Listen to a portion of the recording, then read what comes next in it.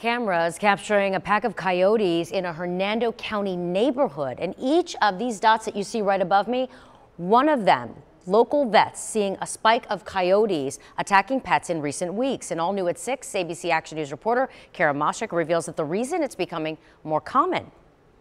Tank is a nearly 100-pound pit bull, brooding but as gentle as can be.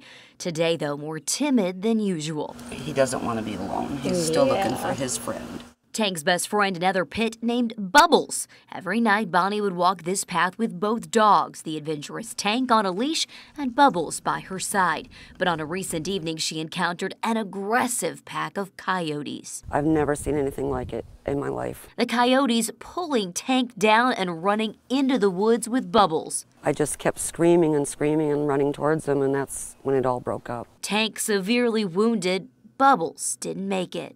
It just was brutal. Bonnie's been a caretaker for her neighbor's pits and this bulldog almost 2 years. Heartbroken, but now wanting to warn others to keep close watch for coyotes. Could be a child next time. Human attacks are extremely rare, but pet attacks becoming more common. They've just taken over. FWC says the coyotes have gone from living in a third of the state to now occupying every Florida county.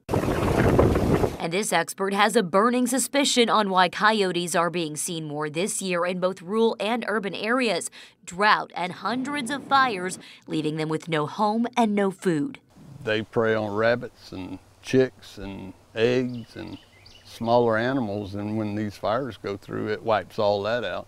So it just forces them into other areas. The bad news, there's not much we can do to keep the coyotes out. It's like mosquitoes. You know, you do what you can, but you're always going to have them. Bonnie Hester won't walk alone anymore and will keep the dogs close by. She now just hopes no one else experiences her heartache. In Brooksville, Kara Moshik, ABC Action News.